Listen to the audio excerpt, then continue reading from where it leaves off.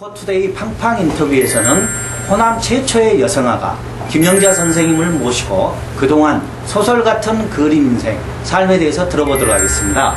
오늘 선생님의 후원자분들, 그리고 목포문화예술 CEO대학의 우리 회장님, 그리고 그 회원 여러분들 오셨습니다. 자, 서로 인사하고 박수 한번 하고 진행하도록 하겠습니다. 저희들이 미리 선생님을 소개를 드리고 다큐멘터리를 신청을 했습니다. 아마 많은 분들이 선생님의 삶에 대해서 참 극적이다 이런 것을 느꼈을 텐데요.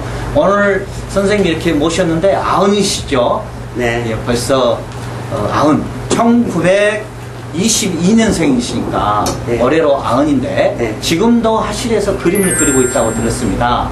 네. 아마 이 그림을 그리는 이 건강한 힘의 온천은 어디에서 비롯됩니까?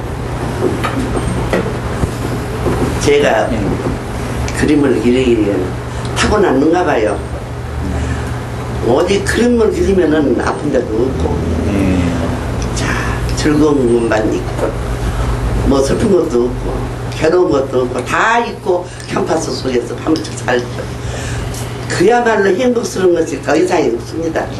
저는 아주 평생을 타고난 사람인 거라고 생각하고, 지금도 가수에서 그림을 그리면은, 캠퍼스 앞에 서면은, 나도 모르게 내 늙은 것이 어디로 갔는지, 내 흐름든 것이 어디로 갔는지, 모르게 이 팔은 지금도 누구든지 와서 내 팔을 잡아보세요. 못 이깁니다. 평생을 들고 이렇게 벌을 썼기 때문에. 자, 선생님이 지금까지 70평생 그림을 그리는 그 예술의 원동력에 대해서 쭉 얘기를 해주셨습니다. 먼저 본인이 즐거움을 갖고 그림을 그리기 때문에 아마 이렇게 건강하지 않을까 이런 생각이 듭니다. 제가 마침 김영자 소설 같은 그림 인생 이 책을 몇 년 전에 저수를 하고 그리고 앞에서 봤던 다큐멘터리를 직접 만들었습니다.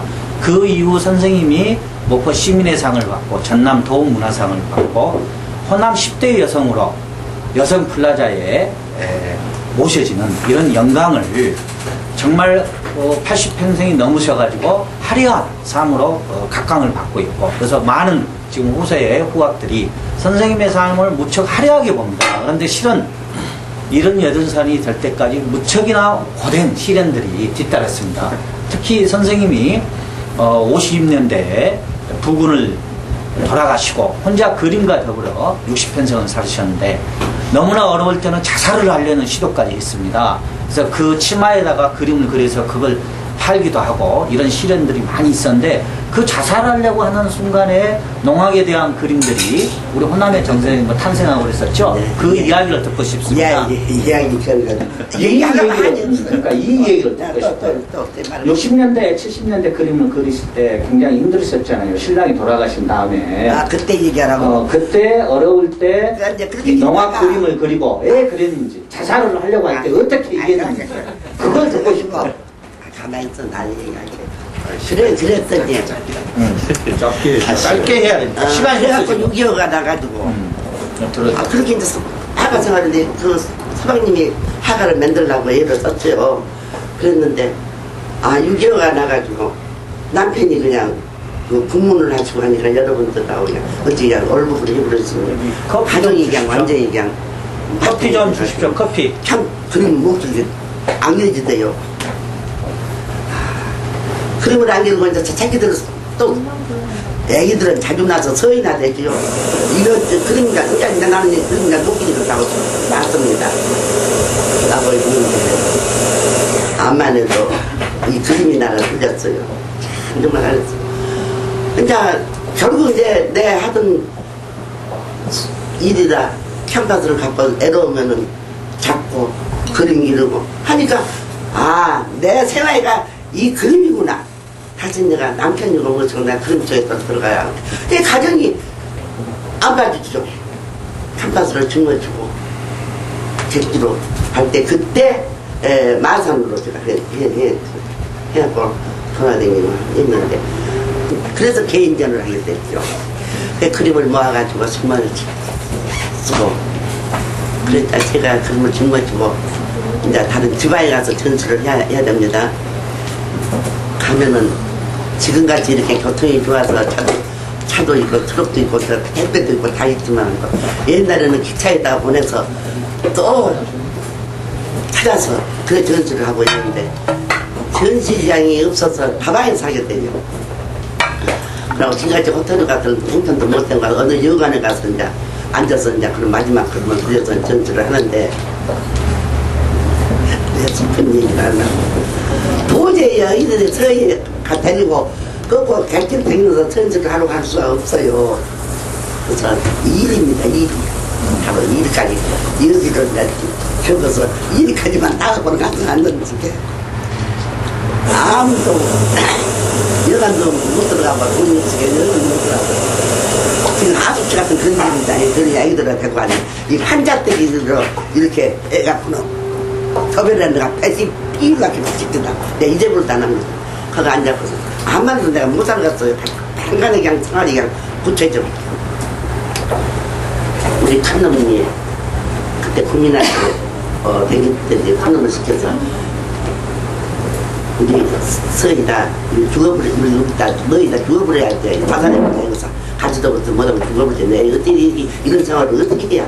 그러고 지약 옛날 지식인은 다 약해서 그 이렇게 지금같이 저 한명수 같은 그런 약병이 그 약병이 비슷합니다. 그거 딱 들었는데 그걸 한번 약병에서 샀어요. 사가지고 그때는 허가도 없이 그냥 샀습니다. 사가지고 열어가지고 서희 넣어놨습니다. 너희 좀씩 먹여서 죽이려고 열어볼게. 연기가 퍽 올라옵니다. 그 지위에서 연기 나고 물라는 것을 내가 어떻게 보면 탁 넣고는 아니 그림을 그려야지. canvas 그때는 생각지 옛날에 없었습니다. 생각하다 보는데 옛날에 당목 독수만 있잖아요. 당목 독수만을 그려가지고는 목수가 와꾸를 해라가서 못질을 해서 해가지고는 그림을 그렸습니다. 물감도 지금같이 이렇게 많이 있지만 옛날에는 그 주문해서 하나 살려면 어려울 때입니다. 색깔이 없습니다.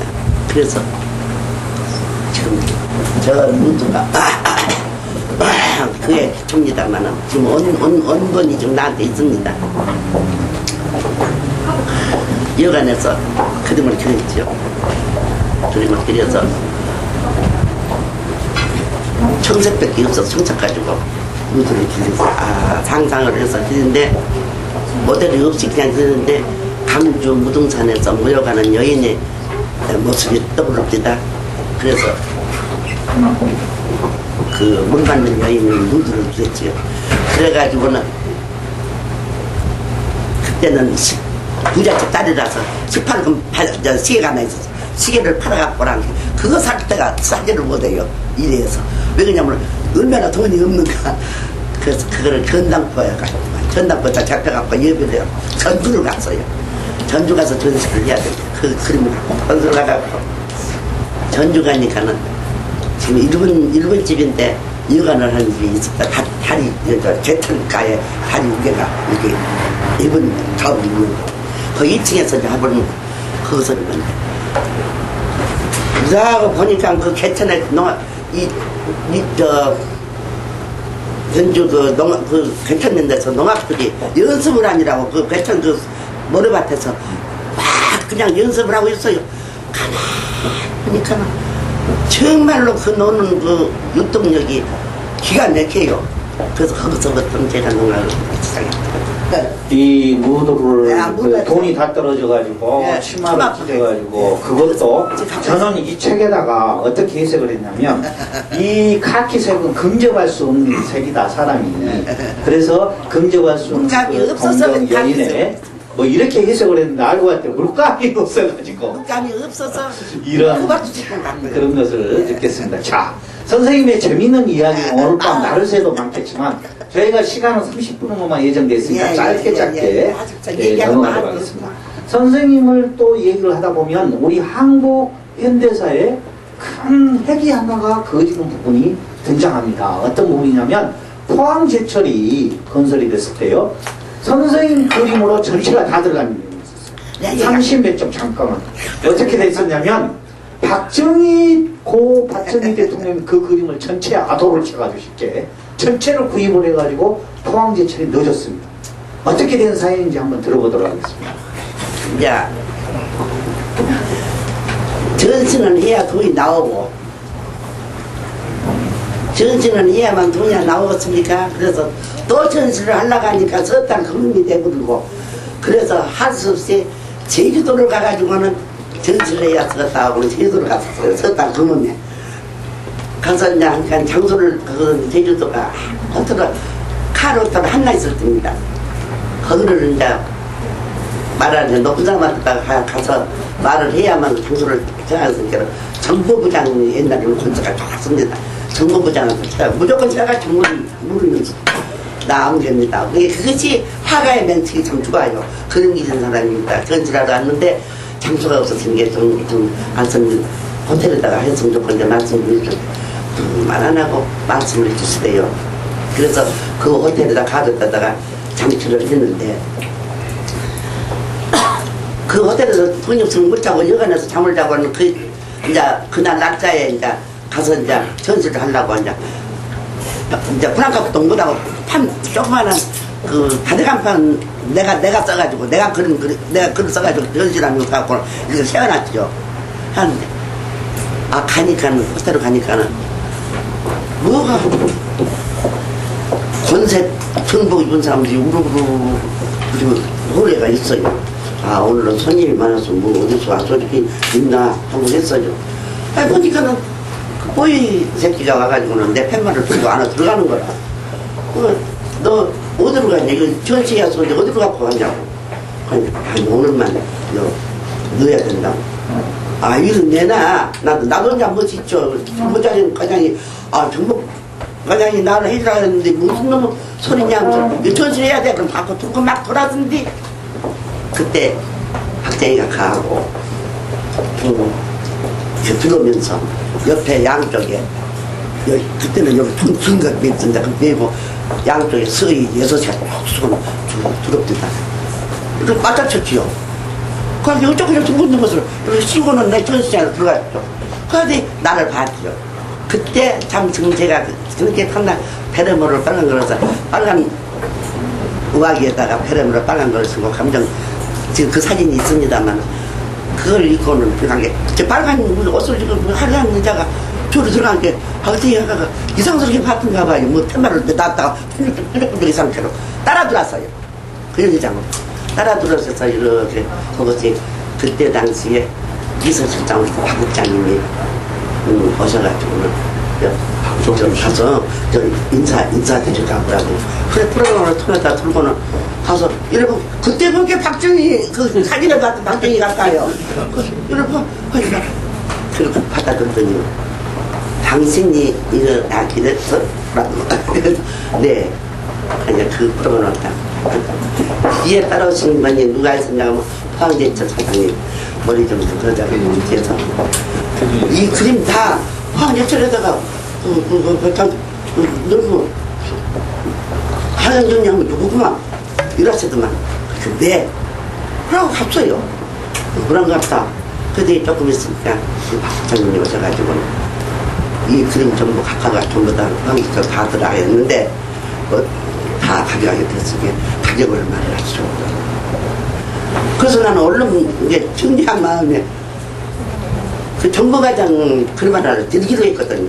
31점인데 일을 안 합니다. 31점인데 한 점은 안 됩니다. 30점인데 안 됩니다. 프로그램에 33점이라 해서 선생님 하나도 떨어지면 안 됩니다. 그대로 다 맞춰야 된다고. 아이고 어쩌였을까 그러니까는 큰 30분짜리가 큰 덤이 하나 있어서 저게 다 크면 좋겠는데요 그러더만. 그래서 빌릴 수는 있습니다. 그러면 날짜를 들을 텐데 길만 주고 31장은 하십시오. 예, 그러겠습니다. 그러면 한 달 보름만 주십시오. 그러고는 그 이튿날로 그냥 서울로 올라가서 그림을 그리기 30번짜리를 31점을 길내니 어쩌겠습니까? 전부 막 이제 나 사는 길이 생겼다고는 길했죠. 그래가지고는 포항제철을 갖고 갔죠. 지금 현재 포항제철 다 들어가 있어요. 그 전형수생이 있잖아.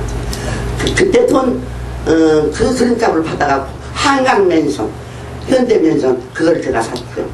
서울에. 그게 금방 무섭고 이 그림이 얼마나 내 그림 그리는 이 힘이 얼마나 강하다는 걸 그것은 그림하게 됐으면 누가 나를 그렸습니까?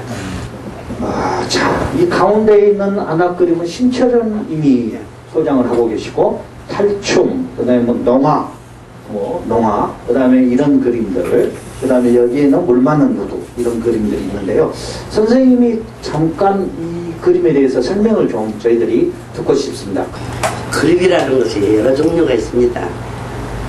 참 우리 제자도 옆에가 있지만은 가르쳤어서 잘 알겠지만은 제일 캔버스에다가 옮겨서 그림을 그릴 시초가 뭐냐 하면은 어떠한 이런 화분 같은 거 이런 것을 내가 보기 좋다, 이것을 그리고 싶다, 이런 자기가 선택이 되면은 그거를 고정적으로 가만히 놔두고 움직이지 않고 고정적으로 놔두고 사실대로